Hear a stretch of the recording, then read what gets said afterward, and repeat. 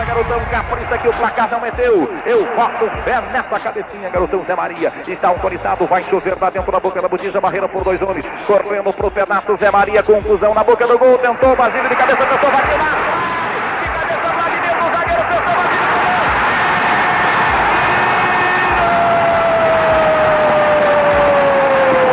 Olha o time do Corinthians chegando ali, o Romarinho! Gol! Toque de cabeça, olha a chance, olha a chance, olha a chance agora. Danilo limpou, pé direito, bateu. O toque de cabeça, olha o gol, olha o gol, olha o gol, olha o gol, olha o gol, olha o gol, olha o gol, gol! Fala, nação corintiana, um ótimo dia aí pra gente. Tô trazendo pra vocês um mini documentário com a história gloriosa do nosso todo-poderoso Timão, de 1910 a 2025. E vocês vão ver como o ano de 2025 representa 2010 a 2025, a história inteira do Corinthians representada em apenas um único ano. Uma história de sofrimento, onde a torcida levou o time a conquistas que eram inimagináveis na cabeça de qualquer comentarista de futebol. Eu me arrepiei, me emocionei muito fazendo esse mini documentário. É simples, mas acredito que ficou do jeito que a Fiel gosta. Bora pro vídeo. Você pode até conhecer o Corinthians, mas você já ouviu a história completa?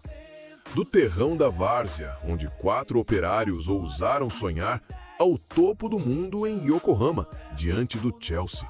De um time perseguido pela elite paulista à revolução da democracia corintiana em plena ditadura.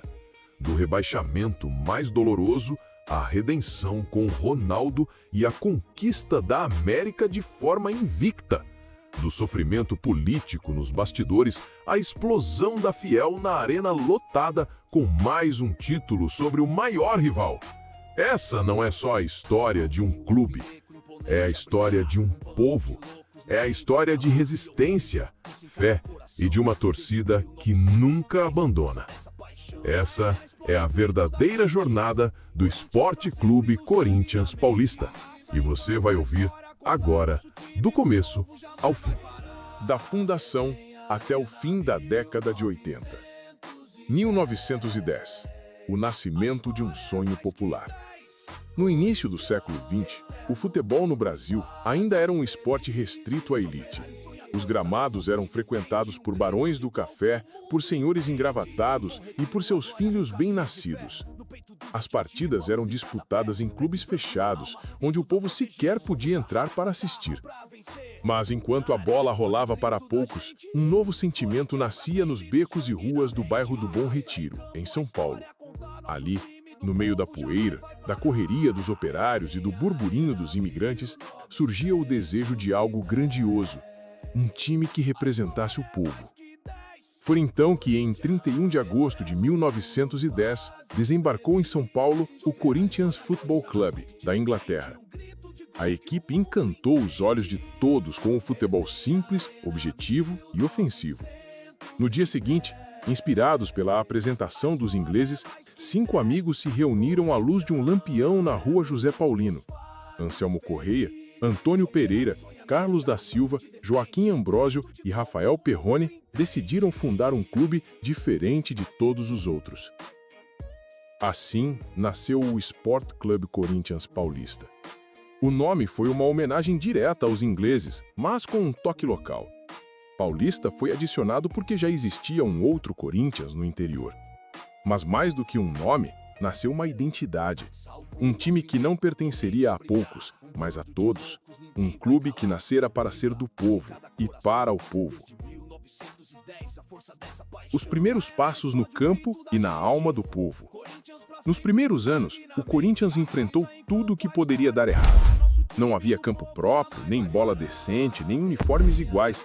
Faltava dinheiro, estrutura e apoio da elite futebolística, que torcia o nariz para aquele clube fundado por operários e imigrantes. Mas sobrava a alma. Em 1913, o clube conseguiu se filiar à Liga Paulista de Futebol. E no ano seguinte, já deu a primeira prova de sua vocação vitoriosa. O Corinthians foi campeão paulista de 1914. A vitória contra o Lusitano por 3-0 marcou o início de uma trajetória lendária. O time, ainda considerado pequeno por muitos, mostrava que estava ali para vencer. Nos anos seguintes, mais títulos paulistas viriam, em 1916, 1922, 1923 e 1924, sempre com equipes formadas por jogadores que trabalhavam durante o dia e treinavam à noite. Eram pedreiros, operários, mecânicos e alfaiates que entravam em campo com a camisa suada, mas com o peito cheio de orgulho. Em 1926, o Corinthians se mudou para o Parque São Jorge. O terreno foi adquirido com a ajuda da torcida e das campanhas populares. Lá foi construída a sede social e, pouco depois, o lendário Estádio da Fazendinha. Era o lar definitivo de um clube que já era muito mais do que um time, era um símbolo. No fim da década de 20, o Corinthians já dividia o protagonismo no futebol paulista com o Palmeiras, ainda chamado de Palestra Itália e Paulistano. Mas mais do que a rivalidade, o que importava era o que já estava claro. O Corinthians havia conquistado algo que não se compra: o coração do povo. Anos 30 e 40. A consagração de um gigante. A década de 30 trouxe mudanças que afetariam para sempre o futebol brasileiro. A profissionalização do esporte, a chegada do rádio e a popularização dos campeonatos elevaram o futebol à condição de paixão nacional. E o Corinthians, claro, estava no centro de tudo isso. Foi nessa época que surgiu um dos maiores artilheiros da história do clube, Teleco, o rei das cabeçadas.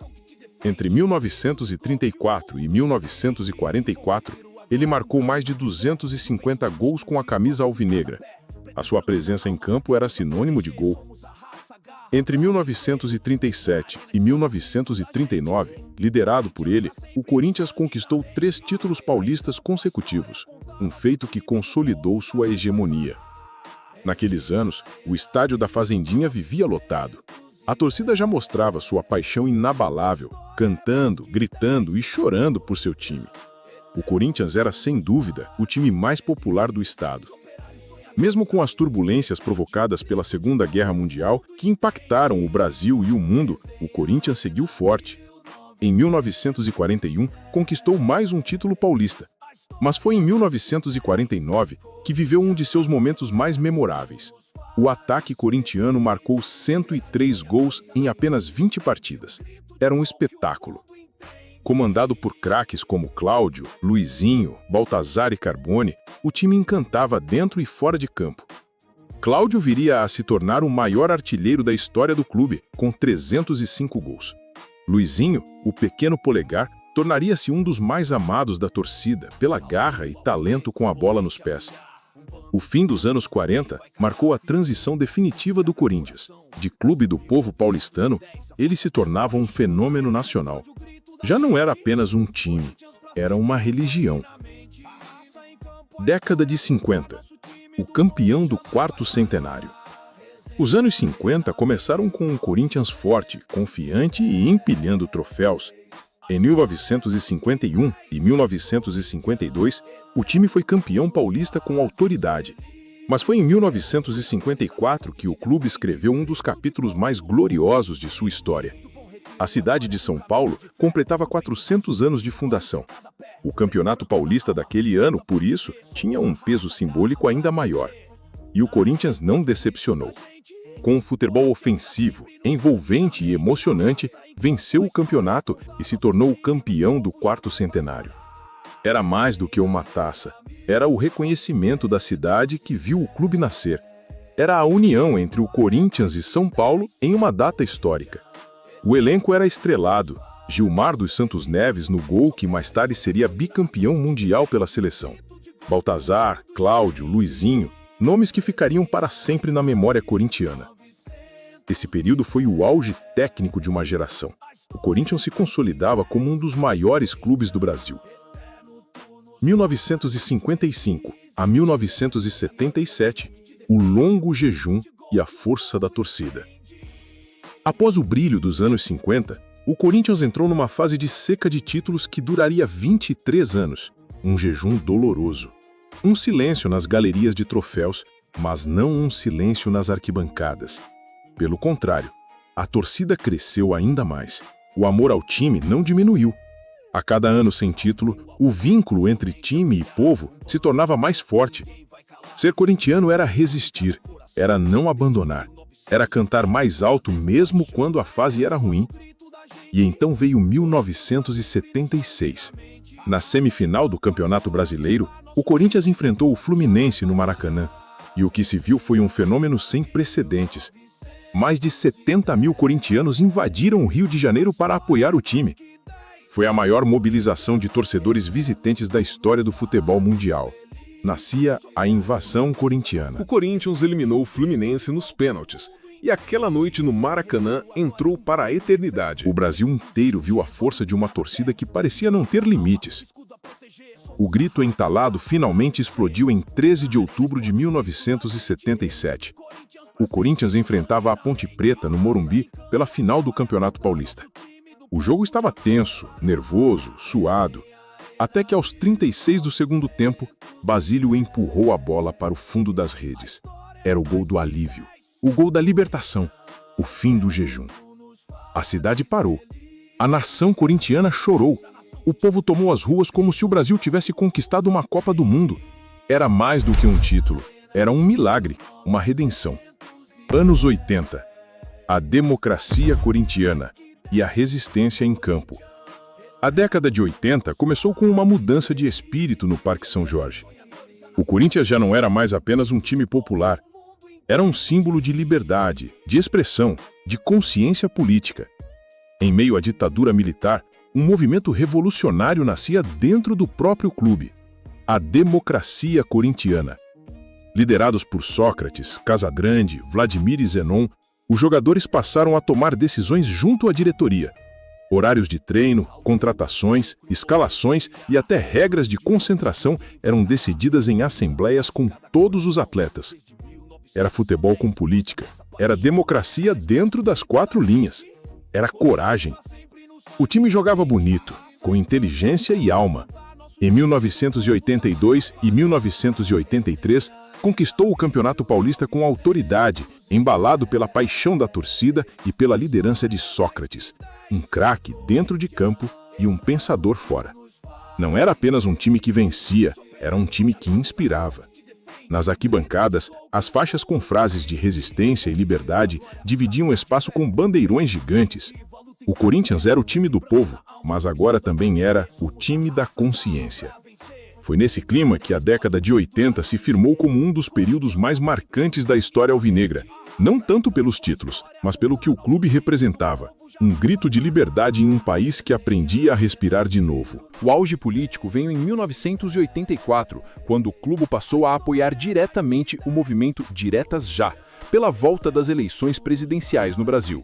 Sócrates chegou a ameaçar deixar o país se a emenda não fosse aprovada, e cumpriu. Em 1984, partiu para a Itália, para jogar na Fiorentina.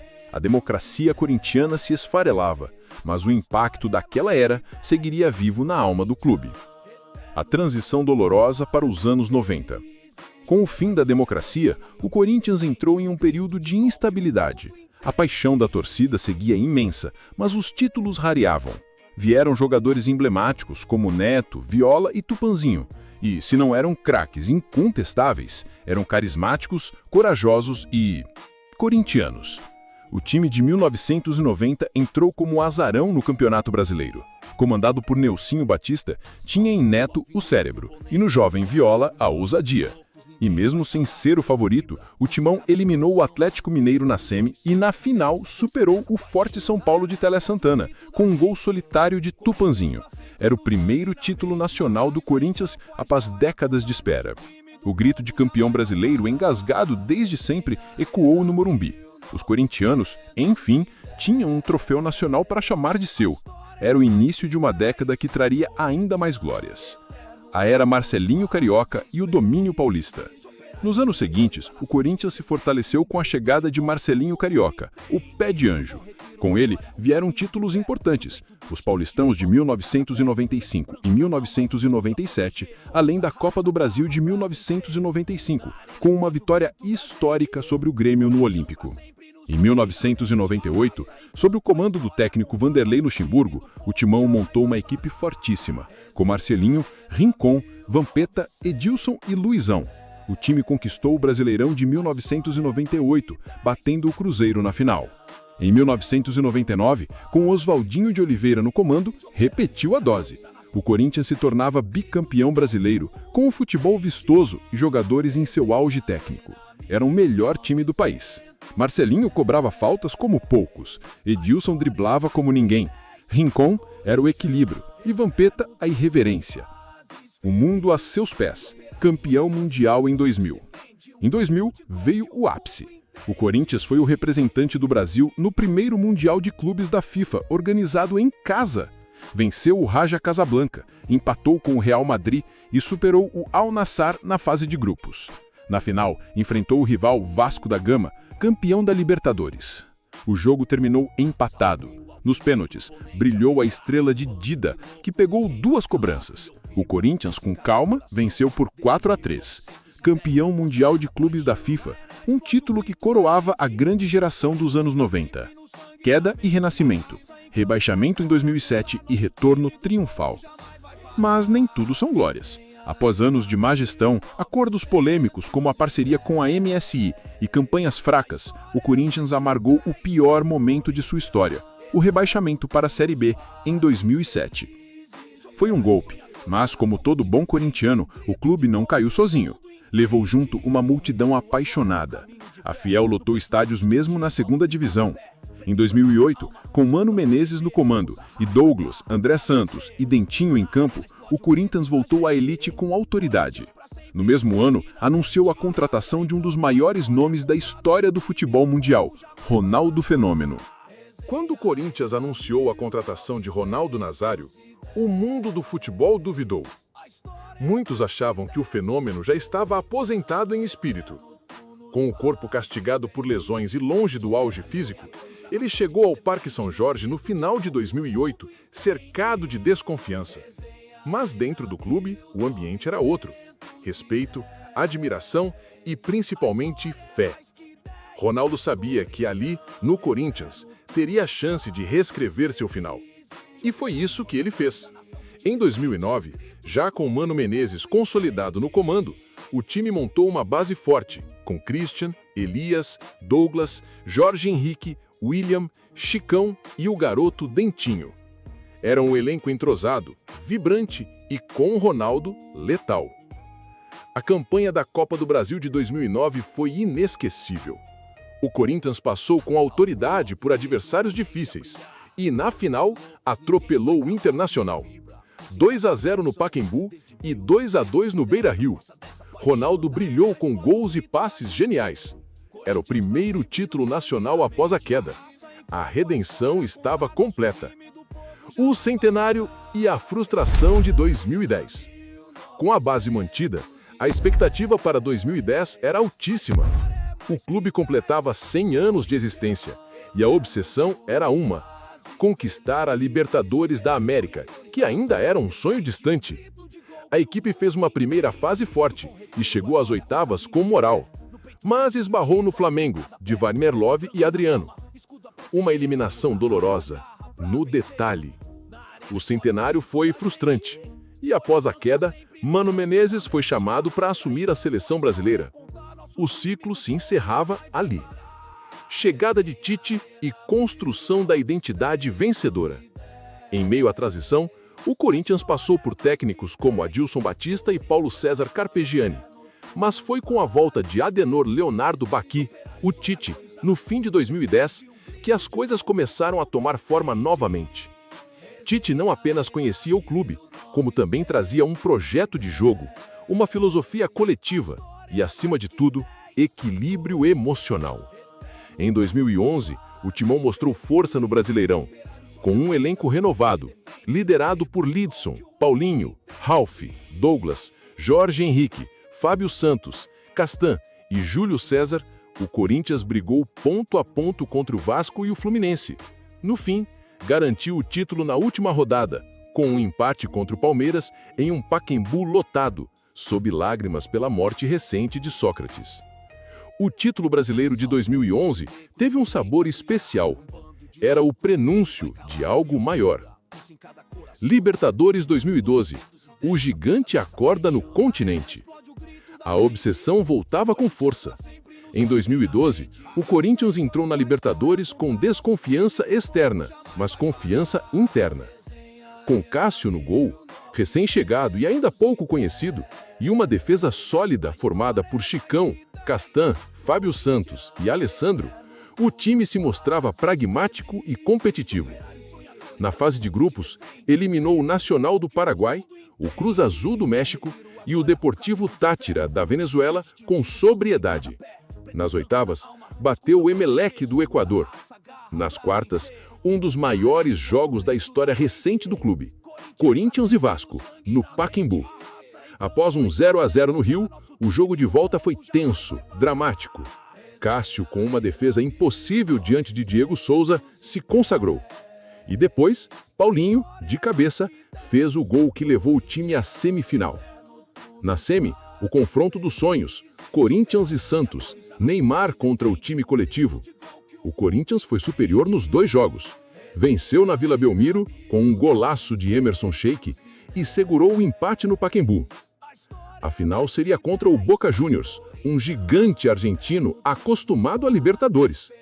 O primeiro jogo, na Bomboneira, foi 1-1, com gol salvador de Romarinho.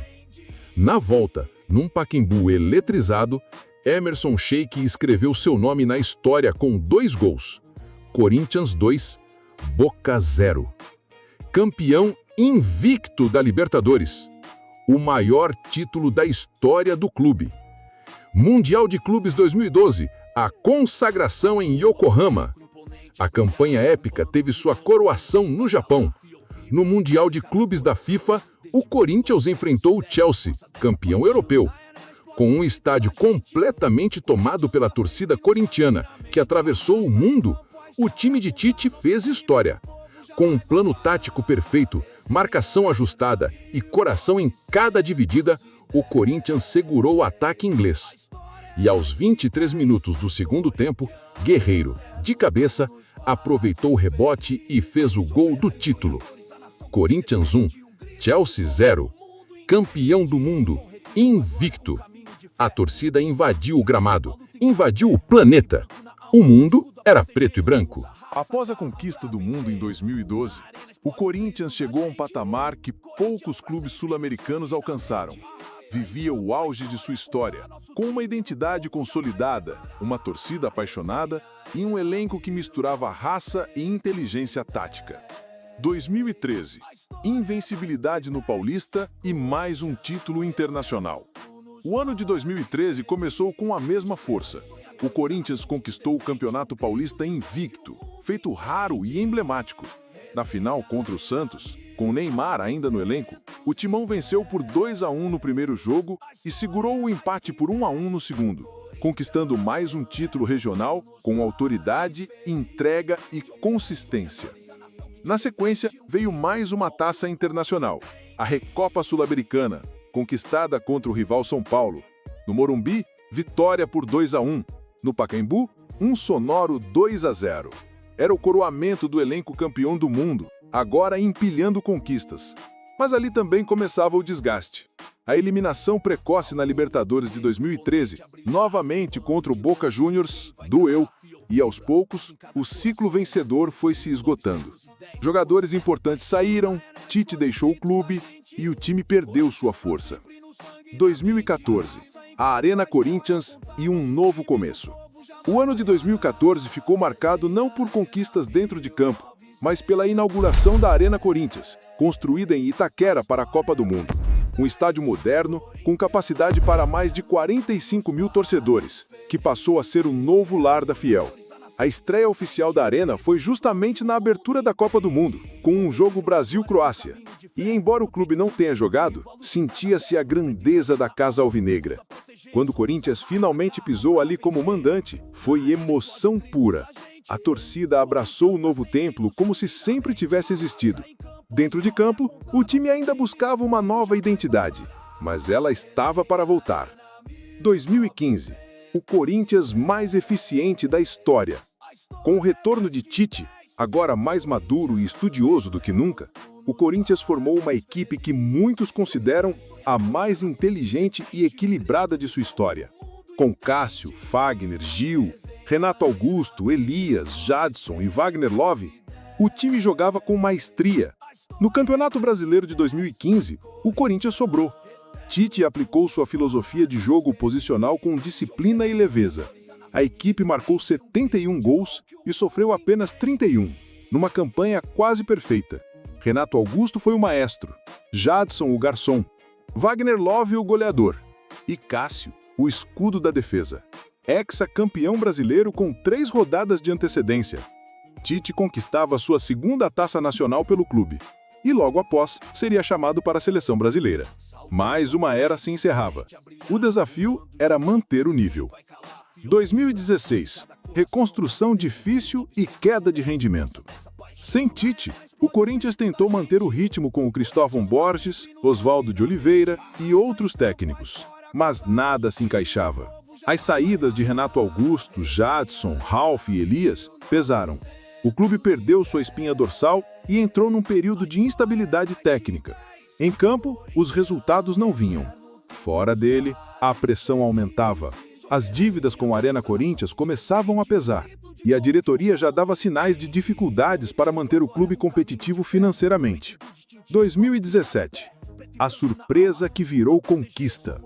Com um elenco considerado fraco no papel, comandado por Fábio Carille, o Corinthians iniciou 2017 sob desconfiança, mas o time encontrou sua força na coletividade. Com Cássio no gol, Balbuena e Pablo na zaga, Fagner e Guilherme Arana nas laterais, Gabriel na contenção e Jó no ataque, o Timão voltou a mostrar consistência.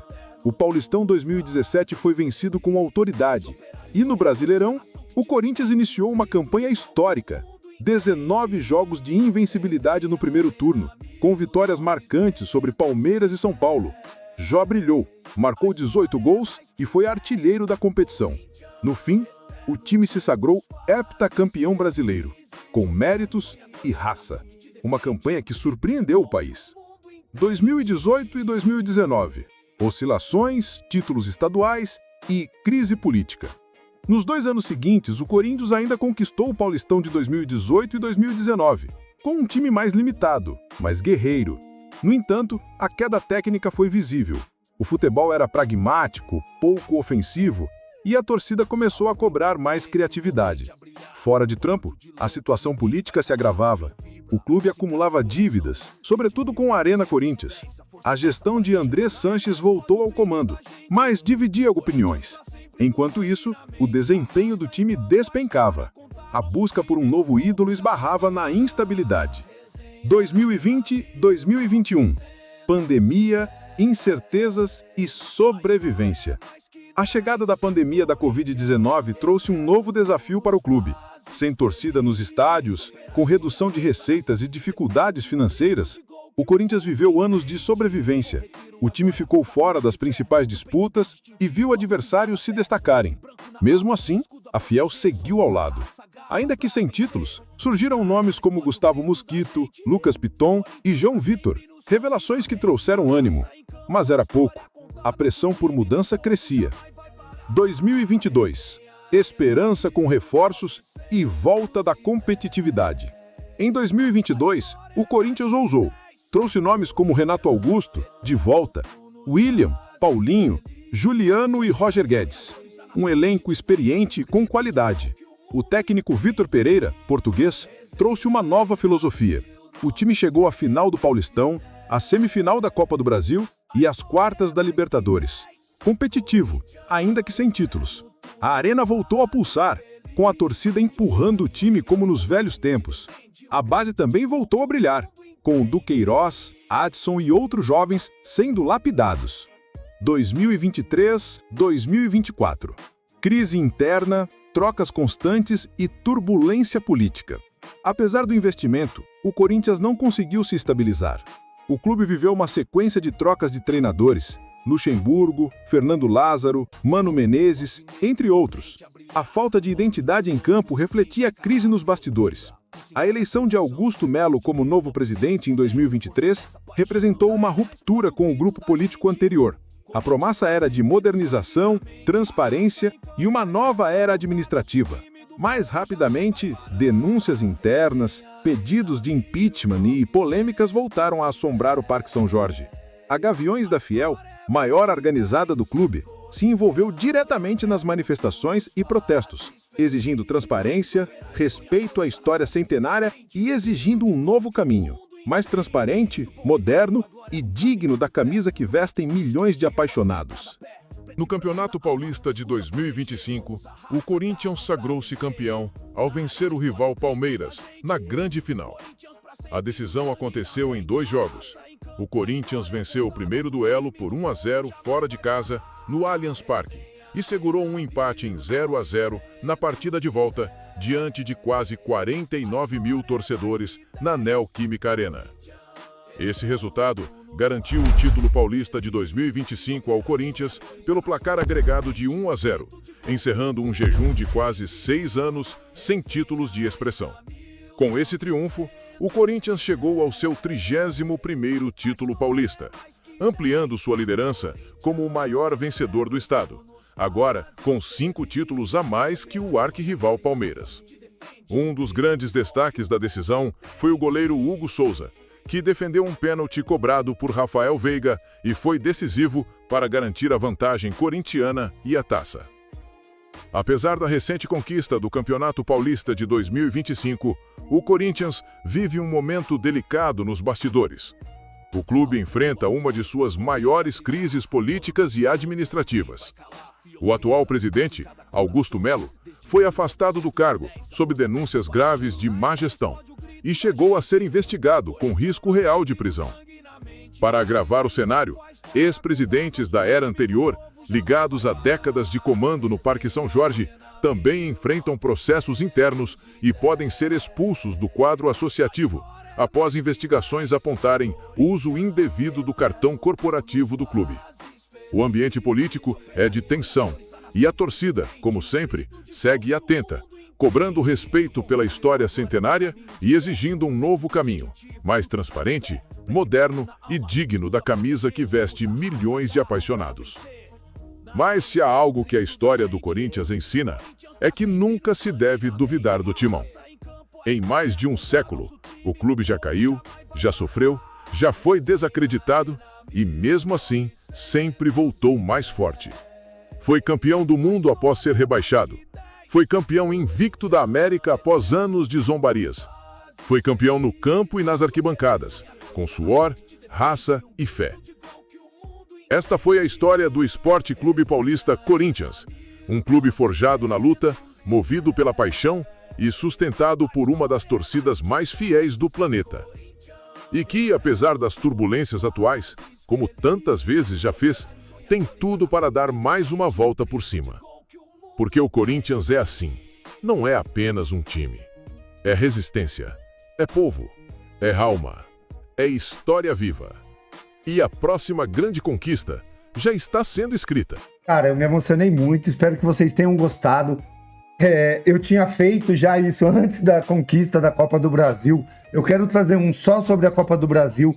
Eu vou deixar aqui no final agora também, vai aparecer no card, eu acho que aqui do lado, no card, vai aparecer a parte 1 de um documentário mais completo. Aqui eu fiz um de 10 minutos só contando a história da fundação do Corinthians, que é absurda de linda, cara, a fundação do Corinthians. Eu conto a história da fundação. Depois eu vou fazer de 1910 a 1920 e vou fazer década por década. Eu fiz esse vídeo que eu vou deixar aqui no card. Se vocês entrarem lá, assistirem, quando esse vídeo chegar a 10 mil views, eu faço a parte 2. A parte 2 chegando a 10 mil, eu faço a parte 3 e assim sucessivamente. Dá um pouco de trabalho. Espero que vocês nos ajudem aí assistindo, comentando, deixando like, compartilhando no grupo de amigos. Valeu demais, hein, pessoal? Meu nome é Marcelo Scarpinha, esse é o Resenha Arena 1910. Inscreve-se se não é inscrito, deixa o like, deixa nos comentários aí o que vocês acharam do documentário. Valeu, tamo junto demais. Fui!